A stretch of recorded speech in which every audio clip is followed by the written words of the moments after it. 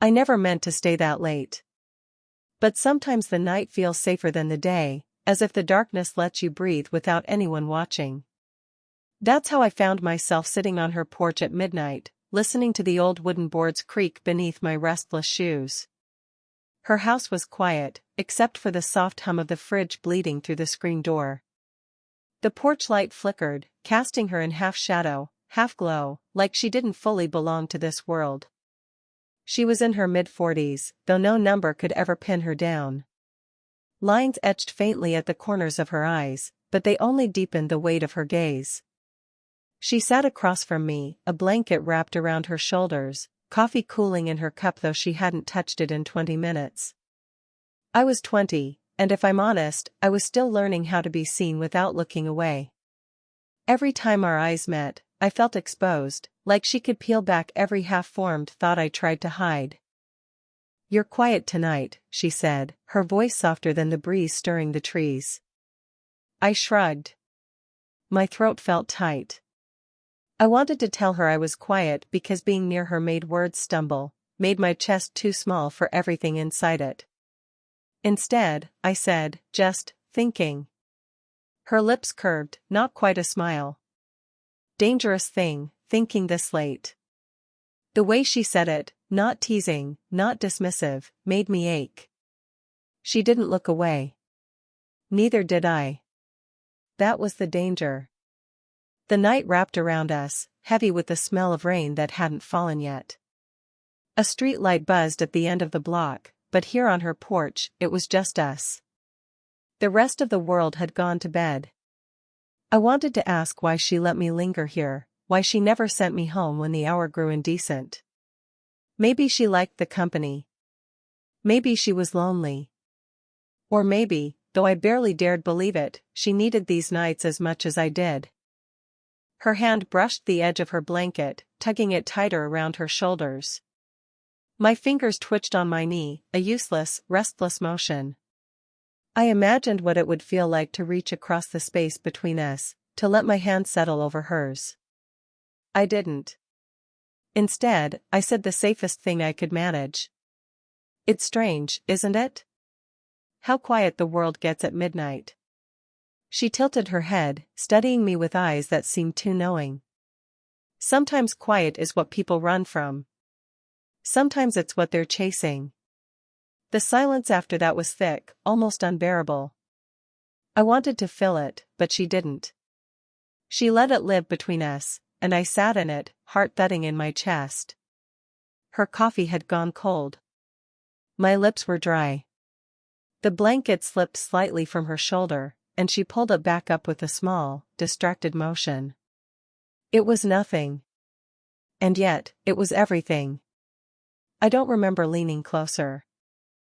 I just remember the way her breath seemed to pause, the way her gaze flicked, not away from me, but down, briefly, to my mouth. It was so fast I could have convinced myself I imagined it. I didn't. Before I could move, before I could decide if I was insane to even think it, the sound of her phone cut through the night. A single vibration on the wooden table between us. We both looked at it. The screen lit her face in cold light, sharp and sudden. And just like that, the moment hung there, fragile as glass, waiting to shatter. Her phone stopped buzzing, but the shadow it left clung to the porch. She didn't reach for it, not right away.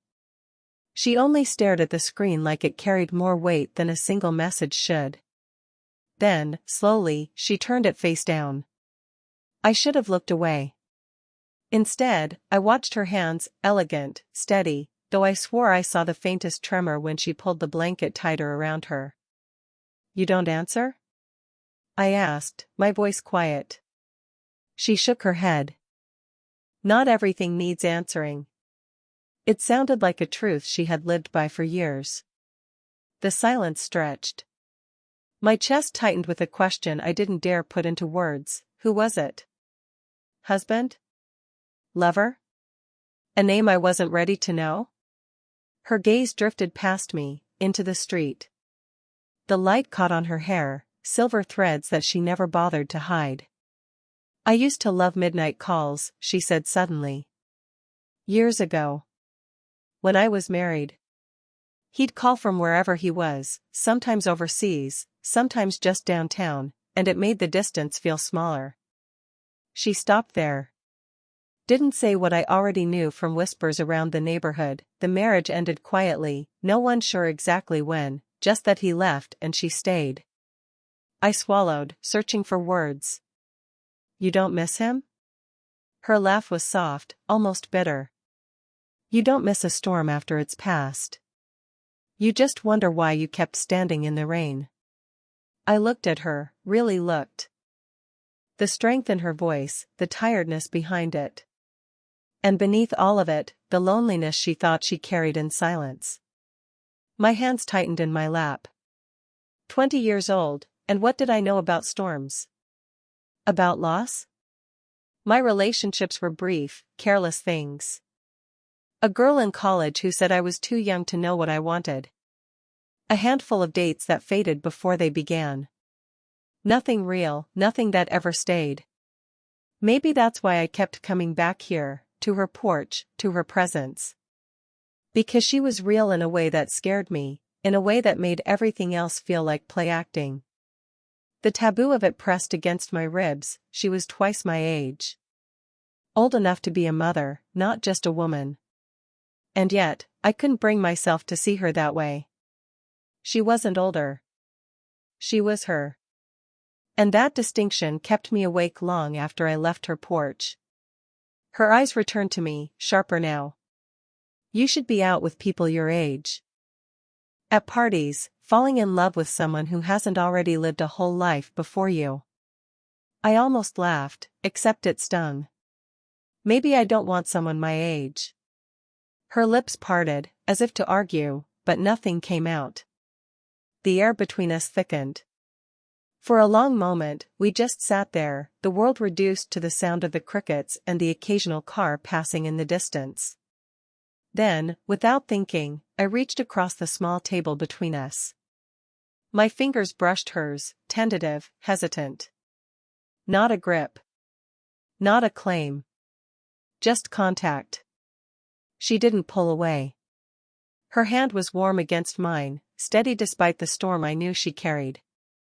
We sat like that, not speaking, not daring to move. And in that fragile stillness, something unspoken passed between us, not love, not yet, but the undeniable recognition of it waiting just ahead. Her hand lingered beneath mine, the warmth still there when a sound cracked the night, footsteps on gravel, too close, too sudden. She pulled her hand back, sharp, as if burned. The spell shattered. I turned toward the street just as a figure appeared under the dim streetlight. It was her daughter. Older than me by a few years, but not by much. She carried grocery bags in each hand, earbuds hanging loose around her neck. Her eyes flicked from me on the porch to her mother, then back again. Didn't know you had company, she said flatly. The woman straightened, her blanket sliding off her shoulders. I didn't expect you home this late. I tried to smile, casual, but my pulse hammered. Just, keeping her company. The daughter's gaze lingered a beat too long, suspicion flickering in it. She didn't answer, only pushed past us into the house, the bags rattling as the screen door banged shut behind her. The silence she left behind was heavier than before. Her mother exhaled slowly, her voice low. You should go. I wanted to argue. To say no, that I wouldn't leave her here in this silence, with the weight of what almost happened between us. But I didn't. I stood, hands shoved in my pockets, restless. When I stepped off the porch, her voice caught me. Wait. I turned. She was standing, the blanket pulled at her feet now. Bare shoulders, the faintest tremble in her arms though the night wasn't cold. I don't know what we're doing, she admitted, words raw, unpolished. But it can't, it shouldn't, her voice broke off, as though finishing the thought would make it real. I took a step closer, reckless. Then tell me to stop coming. Her lips parted. She didn't. The air between us buzzed with all the things we couldn't say. The door creaked open again. Her daughter's voice, sharp this time, Mom? You left the light on in the kitchen. We both froze. She turned her head toward the door, then back to me, her eyes wide, a silent warning, a plea. I forced myself to nod and walked away, the gravel crunching under my shoes. But halfway down the block, I stopped. I couldn't help it. I turned back. She was still on the porch, one hand gripping the railing as if holding herself steady. Our eyes met across the distance. Neither of us moved. And in that suspended moment, I knew this wasn't ending. Not tonight, not ever. The days after that night felt unbearable. Every glance, every silence, every excuse to linger stretched thinner, sharper. I told myself to stay away, but I didn't. I couldn't. So there I was again, on her porch. The blanket was missing tonight, her shoulders bare to the cool air. She sat straighter, as if bracing herself. You shouldn't keep coming back, she said before I could even sit. Then why do you keep leaving the light on for me? The words slipped out too fast, too sharp. Her breath caught. I could see the truth in her face before she smoothed it away. Don't, she started, but her voice cracked. She looked down at her hands, clenched tight in her lap. Don't make this harder. The distance between us was only a few feet, but it felt like a canyon. I leaned forward, elbows on my knees. Harder than what? Pretending it's not there? Pretending I don't, I stopped. The words were too big, too reckless. Her head snapped up, eyes shining in the porch light. You don't understand what you're playing with. Then explain it to me, I said, heat rising in my chest. Because every time I try to leave, I feel like I've left something behind here. With you. Her lips trembled, just slightly. And then, anger. Or maybe fear disguised as it. You think this is simple? You're 20. You have your whole life ahead of you. Don't say it, I cut in, harsher than I meant. Don't say you're too old. Don't hide behind that. You're not just a number. You're the only person who makes me feel. I trailed off, breathless. Her silence pressed down on me, but it wasn't rejection. It was struggle. War. Then she whispered, if anyone knew, if she knew, her daughter. The unspoken name filled the air between us. I don't care. My voice was rough, desperate. But I did care. I cared too much. The thought of her daughter's eyes, the suspicion already there, made my stomach twist. Still, the need to be near her burned hotter than the fear. Her hand gripped the armrest of the chair, knuckles white. You think I haven't thought about it? Every night you sit here, I fight with myself. Do you have any idea what that feels like? I stood without realizing it, closing the gap. The porch boards groaned under my weight. She looked up at me, her breath shallow, lips parted. The space between us shrank until I could see the flutter of her pulse at her throat. I can't keep pretending, I said, voice low, shaking. Not anymore. Her hand twitched, almost reaching, then pulling back. Her eyes glistened, torn between refusal and surrender. For a moment, it felt like the world stopped. And then, a sharp knock rattled the front door behind us. We both froze. The knock at the door was too sharp, too urgent. She flinched, pushing quickly to her feet, her chair scraping against the porch. Her daughter's voice came muffled through the wood. Mom? Are you out there? Her eyes shot to mine, wide, panicked. She pressed a finger to her lips. I stepped back into the shadows, my pulse hammering, every muscle straining to stay still. The door opened, spilling warm light onto the porch. Her daughter stepped out, phone in hand, frown already etched across her face. There you are, she said, her eyes narrowing at me in the corner. Again? My chest tightened. She had caught us, maybe not in the act, but close enough. Her mother's voice was steady, though I could hear the tremor underneath. He was just leaving. I wanted to argue, to say something different, but her daughter cut in first. You shouldn't encourage this. The words hit harder than I expected. Not because of what she said, but because of the certainty in her tone, like she already knew exactly what this was. Her mother bristled. It's not what you think. Her daughter tilted her head, studying her with sharp eyes that looked too much like her father's, though I'd only seen him in old photos. Really? Because it looks like it's exactly what I think. I shifted, the urge to defend her burning in my chest, but I stayed silent. This wasn't my fight to lead. Then came the twist I hadn't braced for. Her daughter's voice softened, but it cut sharper than before. He left because of this, didn't he? The air left the porch. Her mother froze, lips parting in shock. And in that stillness, I understood, not all of it, not the whole story, but enough. There had been someone before me. Someone younger. Someone who made her husband walk away. The truth sat heavy between us, unspoken but undeniable. Her mother whispered, "Go inside." "No," her daughter said, firm. "I deserve to know if I'm watching you ruin yourself again." The words sliced through me. Again.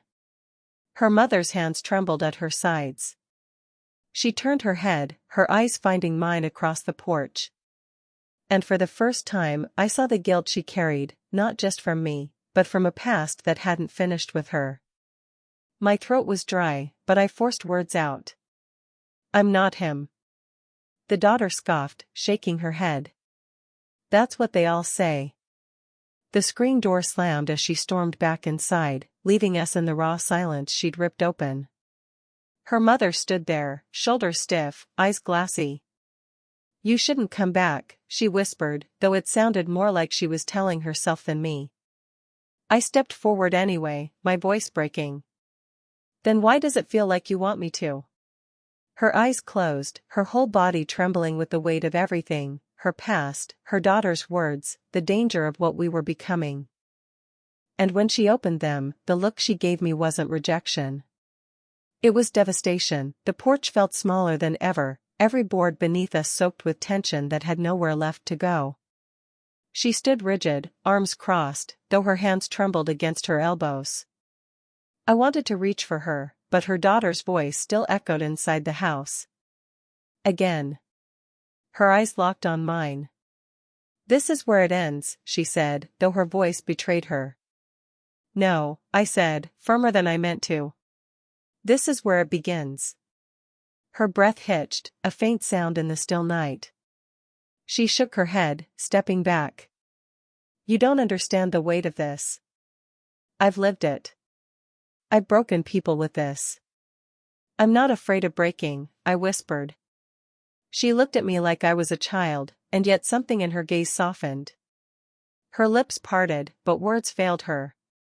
Instead, she pressed a hand to her forehead, turning slightly as though distance might protect her. I closed it. Not recklessly, but with the steadiness of someone who couldn't hold it back any longer. "I don't care about the years between us. I don't care about what she thinks, or what anyone thinks. I care about you. And I'm tired of pretending I don't." Her hand fell to her side. She stared at me, every muscle in her body tense with restraint. "Say it," I urged. "If you don't feel the same, I'll walk away. Right now. Forever." Her silence cut deep, seconds dragging like hours. The cicadas in the trees filled the air, relentless, as though they refused to let either of us escape. Finally, she whispered, "You don't know how long I've wanted to hear that." The world narrowed. Just her. Just me. I stepped closer, so close I could feel the warmth of her breath. My chest burned with the urge to close the space completely, to seal the words with something real. But she stopped me. A hand pressed against my chest, not pushing me away, not pulling me closer, holding me there, on the edge of everything. Her eyes glistened, a tear slipping before she could stop it. If I let this happen, there's no going back. Good, I said. My voice cracked. I don't want to go back. Her laugh broke like glass, shaky and broken. You're too young to know what forever means. Maybe, I admitted. But I know what tonight means. I know what you mean. The weight of her hand eased against me, fingers curling ever so slightly into my shirt. It wasn't surrender, not yet. It was recognition. We stood there, trembling at the edge of a choice, the night holding us hostage. And then, her daughter's voice rang from inside, sharp, searching. Mom? Her hand dropped away. She looked at me one last time, everything unsaid burning in her gaze. Love, fear, regret, all of it tangled together. And she whispered, tomorrow. Then she turned and slipped inside, leaving me alone on the porch, breathless, suspended between hope and ruin. I barely slept that night. Her last word, tomorrow, played on repeat in my head until dawn cracked open the sky. I'd replayed the moment 100 ways, her hand against my chest, her eyes refusing to let me go, the way she whispered like it was both a promise and a warning. By the time evening came, I found myself walking the same path I always did. Gravel underfoot, porch light glowing faintly. My chest was tight, every step weighted with the fear that she might not open the door. But she did. Her hair was pulled back loosely, her sweater hanging off one shoulder like she'd dressed without thinking. There were dark circles beneath her eyes, but when she saw me, she didn't send me away. She just exhaled, like she'd been holding her breath since the night before. You came, she said quietly. You told me tomorrow. We stood there, neither of us moving. The air between us thickened, the silence heavier than any words we could offer. Finally, she stepped aside, letting me in. The house smelled faintly of coffee and rain drifting through the cracked window. She led me to the kitchen, where half a cup of untouched tea sat cooling on the counter. Her daughter's footsteps echoed faintly upstairs. She's here, she whispered. I know. Her hands gripped the edge of the counter, knuckles white. If this becomes something, she won't forgive me. She already thinks I'm reckless, broken. I don't want you caught in that. I stepped closer, lowering my voice. Maybe it's not about her forgiveness. Maybe it's about yours. She looked at me then, really looked. I saw the years of regret etched into her, the storms she'd weathered, the mistakes she thought defined her. And for the first time, she let them show without hiding behind strength. I've ruined enough, she whispered. I can't ruin you, too. I shook my head. You're not ruining me. You're the only thing that feels real. Her breath shuddered. A tear slipped before she could catch it, and then she laughed softly through it. You always say the wrong thing in the right way. I reached for her hand, slow, careful, giving her every chance to pull away. She didn't. Our fingers laced, her palm warm against mine. This isn't going to be easy, she said. Nothing worth it ever is. The words hung there, fragile but alive. And in that moment, the fear didn't vanish, but it no longer outweighed the pull between us. We didn't kiss right then. We didn't need to. The decision had already been made, quiet but unshakable. We were choosing each other, no matter the weight it carried. Upstairs, her daughter's door shut with a sharp click. Down here, in the soft glow of the kitchen, she leaned into me, her forehead brushing mine. And for the first time, it felt like tomorrow might actually belong to us. Sparkles, did you enjoy the story? What kind of stories would you like to hear next?